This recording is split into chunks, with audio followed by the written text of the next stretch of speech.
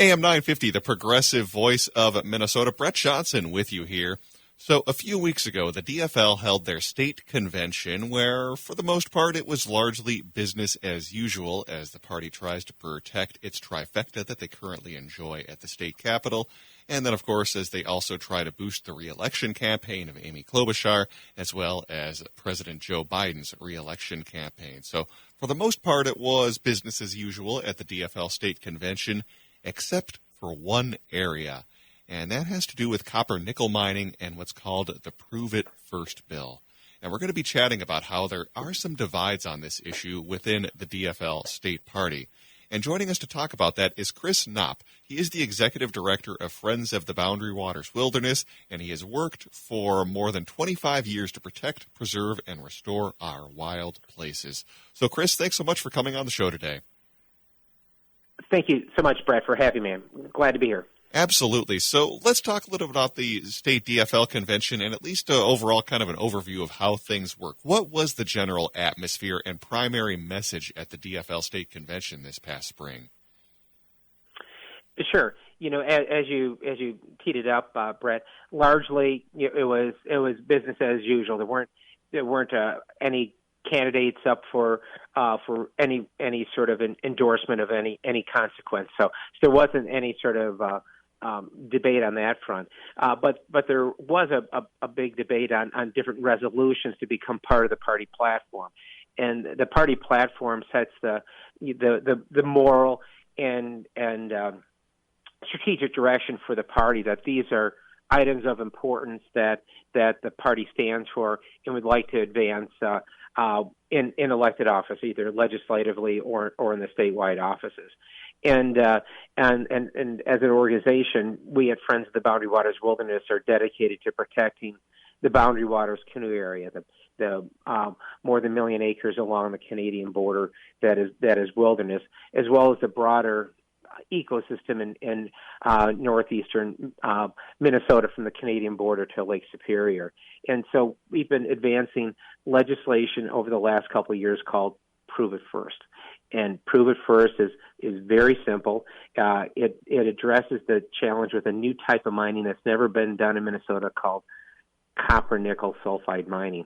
And how this is different than traditional taconite mining is that the process creates sulfuric acid. There's sulfide in the ore, and when that comes in contact with water, sulfuric acid is created, and that gets into the water and the entire ecosystem.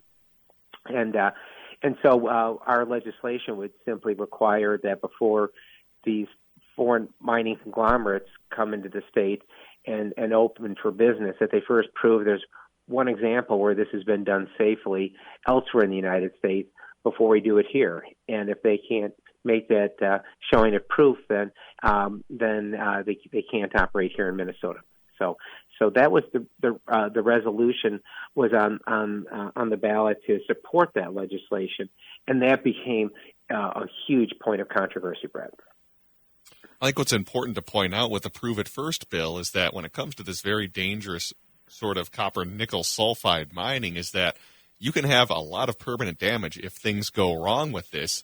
So I'd like you to elaborate a little bit more on this because with Prove It First, as you're kind of saying, you would want, proof that this can be safely done because the history, at least with copper-nickel sulfide mining, has not exactly been good in terms of environmental impact and some of the long-term implications of what can happen when you have an accident.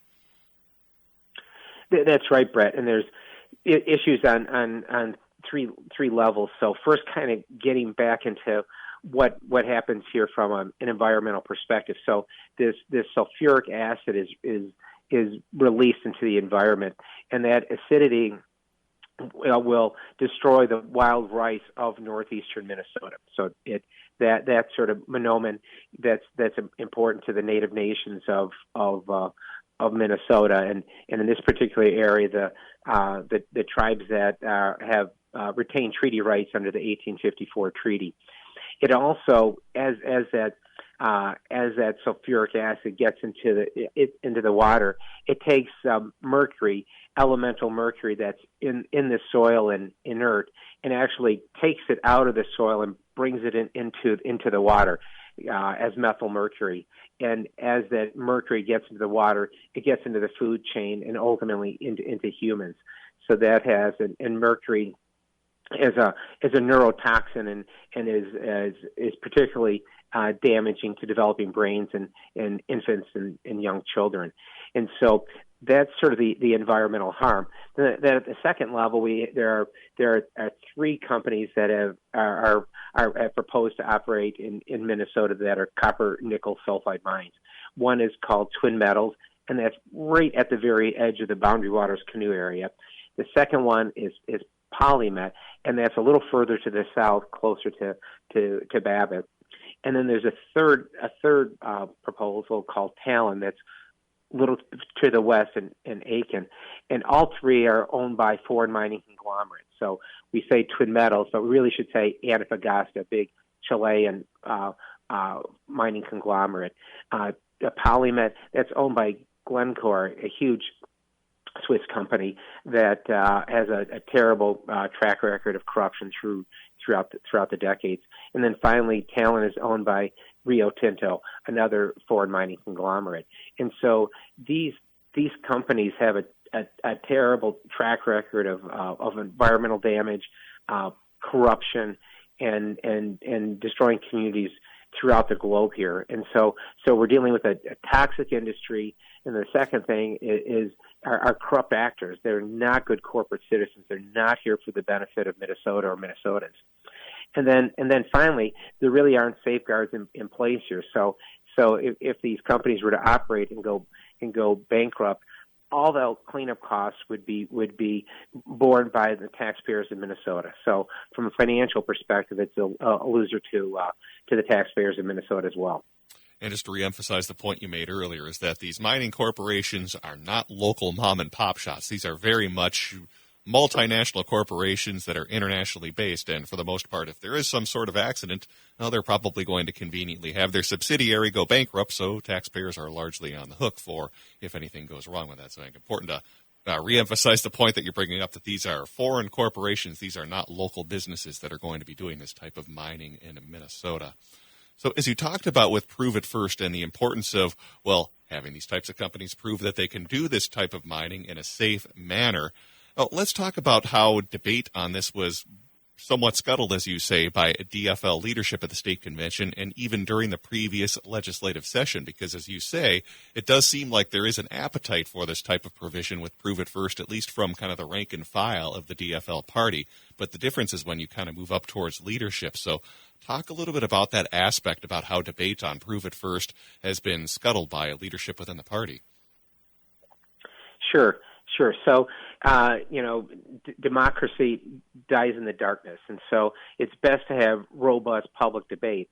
And so on this issue, what we have done is start at the grassroots. And so this process really starts in the wintertime, when at the precinct caucuses in February, they were at the very end of February this year, we introduced resolutions throughout the entire state. So scores of people around the state introduced resolutions at their local precinct caucuses for this Prove It First resolution that would require, that would make part of the party platform support for holding legislative hearings on Prove It First, and to support Prove It First legislation that would require proof that this type of mining has been done safely and can be done in compliance with federal and state and tribal laws before being done here in Minnesota. And so it started at the grassroots level and then kind of moved throughout up the process to typically there's Senate district conventions that are held in April, and then finally to the state convention that was held at the end of May and the first days of June here. And so we had hoped to have a hearing on Prove It First this past legislative session. And one of the challenge that we had actually lined up witnesses to be part of a legislative hearing in February. And at that hearing, we had planned to have a mining expert from out west to come in to talk about the perfect track record of pollution from sulfide mining. We also had planned to bring in a metallurgist from Canada who was who worked for and was a victim of a mine in Canada called Mount Poly that suffered a catastrophic failure of a dam holding back wastewater in 2014. And he could speak firsthand, both as someone who worked in the industry and was a victim of the failure of this type of industry in Canada, and other witnesses, including the DNR director for the Mille Lacs Band. And so at the last minute, DFL leadership canceled that hearing, and so that hearing would have been in February, and that hearing was canceled. And so we went forward with we had the witnesses lined up to come in to testify. So we had our own hearing at the Capitol on the subject matter, but it was not a legislative one. As such, we had retired legislators oversee the hearing as if it were an actual legislative hearing, but the legislator itself, the DFL leadership, prevented it from happening. And the basic notion is like, we won't have debate on this important public topic that is an issue of major concern. And that is not how to advance policy. That in a democracy, and you debate public policy issues at the legislature. You also talk about in your column in the Minnesota Reformer, which, by the way, you should go see over at minnesotareformer.com, minnesotareformer.com, titled "The DFL Convention Showed a Curious Alliance Between Labor and Foreign Mining Corporations," because I want to talk about this aspect of labor and how they have seemed to have kind of gotten in bed with some of these big corporations, because labor's opposition to the Prove It First bill seems to contradict their historical role. Can you elaborate on why you think labor unions have been largely siding with mining corporations on this issue?